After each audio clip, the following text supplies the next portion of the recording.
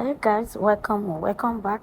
If you are new here, hi, welcome. If you're a subscriber, thank you very much for tuning back. Today's video, I'll be teaching you guys how to make samosa from the scratch and spring roll. Without wasting much of your time, let's go straight to the video.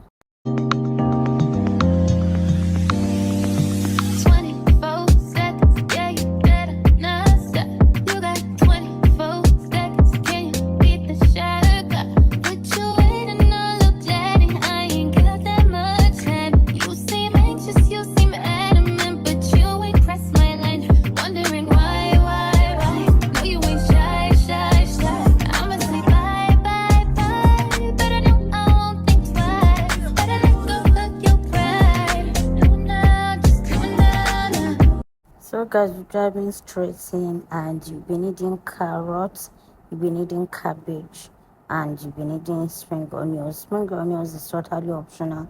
You can use normal onion like I did. Now I'll show you guys everything I used later on in this video.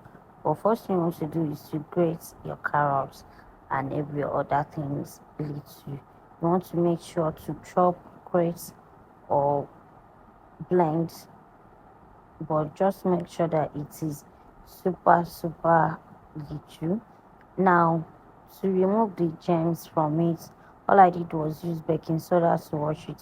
Of course, you can use white wine vinegar if that is what you have, or any vinegar at all. Now, after that, I rinse it again about, I think, 2 to 3 times without baking soda, just normal water, so that I can remove all those soda from it, if that makes sense. Now I'll be showing you guys 2 to 3 methods to chop your cabbage. I believe using small knife will make it chop smaller, and also I still go back again to chop it, and I'm just using my wooden spatula and placing it on my small chopping board. Now you can use big knives, but just know that when using big knives, I personally believe that it will make it big, but using small knife will make it small. Of course, another method is to use your chopper. Just slice it a bit, then place it in it. You can also use your blender, but you want to use the pulse side. I don't want to bring out the big blender because I already use it for my meat. Now I will show you guys how to do meat as well, grounded beef. To use your chopper, just pause or do whatever, just make sure that it is super small. To use your blender, use the pulse method like I said, and of course you get the best out of it. I will leave another video and I'll put it in the description box on how to make your beef. Of course you can buy grounded beef, but personally this saves money. Now to introduce our ingredients, we're using pepper, atarodo, and of course our onions, our cabbage, our carrots, and the grounded beef. Now you can use tomato to it if you want, or use your quantity of pepper depending on your spice level. In a pan, add a little bit of oil to it. When it's hot or warm, then go in with your onions. Now you want to do this on a medium to high heat, medium heat preferably. Then add your pepper to your liking. Now personally, I'm a Yoruba lady and I love to eat pepper, hence why I use only rodo. Like I said, you can use tomato, then use any spicy of your choice. I used curry, thyme, parsley, ginger and garlic powder, and salt and seasoning cubes. Now like I said, you can use any spicy of your choice, or rather any seasoning of your choice. Now go in with your carrots, because this is the hardest of it all. Just mix everything together, and you can see how little my cabbage is. This is how best you want it to be. Now mix this together as well. Spring roll only contains veggies. Of course you can do anything that you want to do, but spring roll mainly contains veggies only.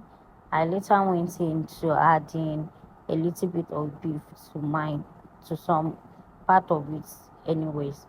Then I will later show you guys the video of the samosa as well, but this is finger fillings first that will do it. I later added just one seasoning cubes. I don't know if you guys saw that part. Anyways, that was done. Now in that same pan I added my oil, just a little bit of oil, then I added the ground beef. Like I said, you can buy this at any supermarket of your choice, but personally I love to save money and this saves me much money. Now just do that and you will see that it's changing color. At this point you might want to reduce your light to medium heat. I added 1 cube of seasoning and I added a little bit of salt.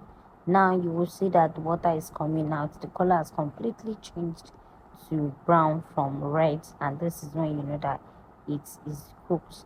Then go in with your onion and pepper. Like I always say, depending on your tolerance level of it. Now keep mixing. This is more like a stir fry. You don't want to leave this at all. Now I mixed and I went in with the remaining ingredients that we use for our spring roll wrap, or rather spring roll fillings, which contains of carrots and cabbage.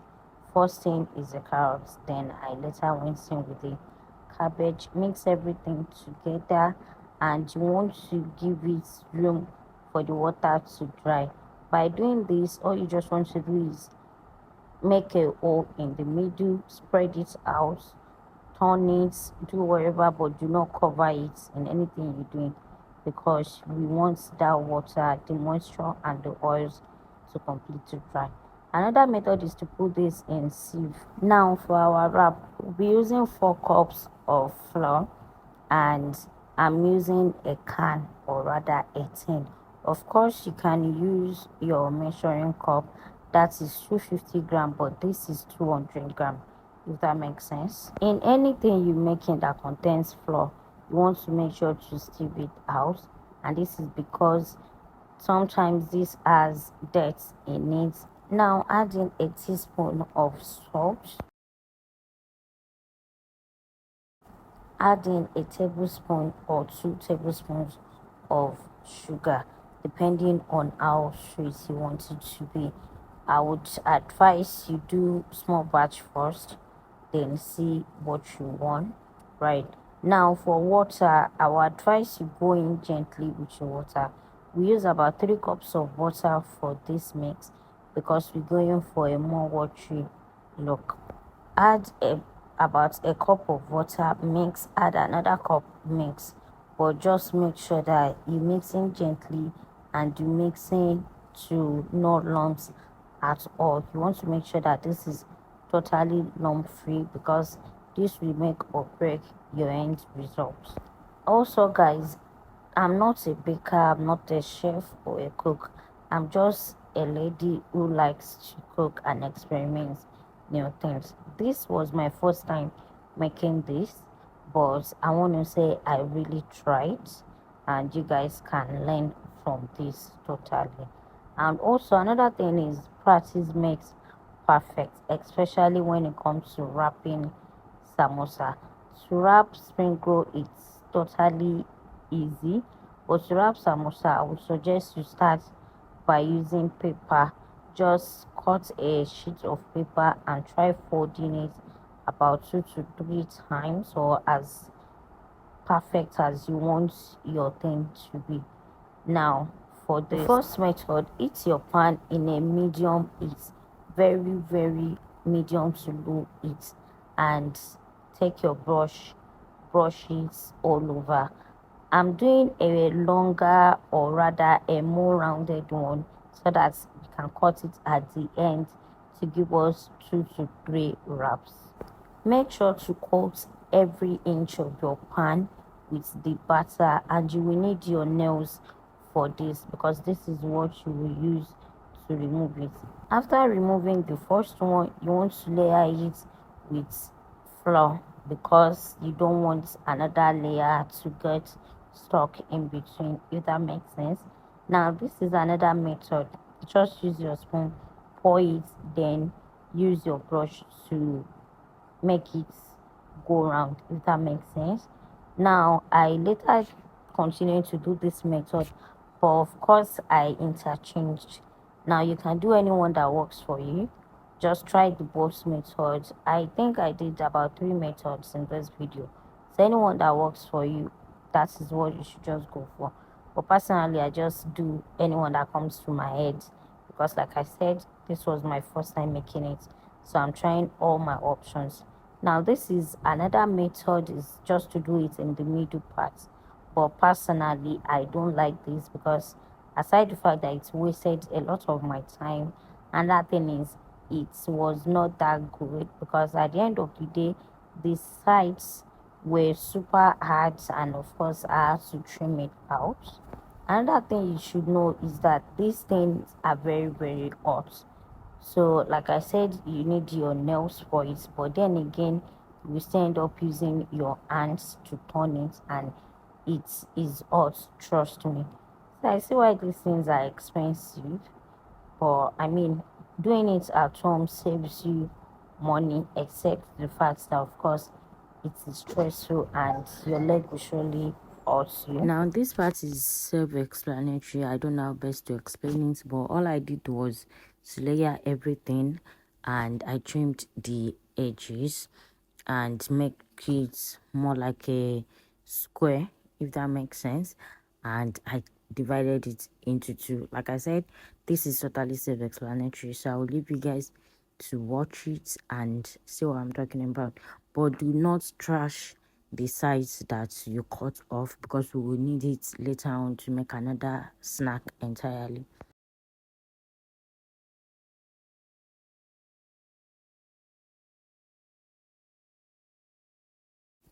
So for this part, you'll be needing your pizza cutter and scissors. Now if your pizza cutter is sharp, you don't really need scissors, right? You want to divide it into two, like I mentioned earlier. But if your pan is big enough, then you can divide it into three, and you can see how much this gives us. We still have other one that we still need to cut as well.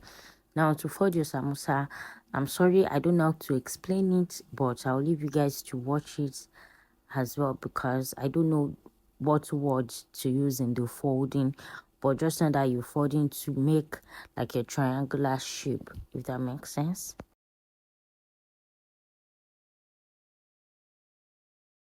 So I take that twice so that you guys can see and understand it clearly. But of course, you guys will later see when we are making it, because I made sure to show that part as well. Now you'll be needing a glue paste for this, which contains just flour and water. But this was the leftover of the wrap, so all I did was just use it. But if you don't have any leftover, you want to use flour and water. Now this is it again. When folding, this is what you use as glue. I'll leave you guys again to watch this part, because this is totally self-explanatory, and you understand when you watch rather than when I'm talking and you're watching.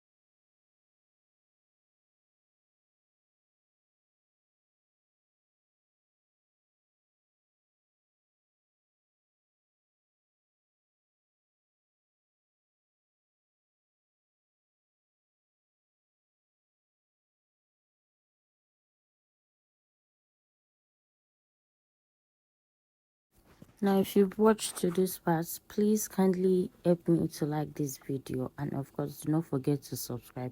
Check my channel for other amazing content relating to food or other niches that I have there. Now that part that we scraped out, like I said, do not trash it. Just cut it to bite size, and you can totally leave it like that. I flour it so that I can be able to remove the ones that got stuck together, and of course we'll be frying it. I'll show you guys 2 different ways to eat this. I've not seen this before actually, but like I said, I always like to manage something and save money, and so I didn't trash this, and it tasted super good.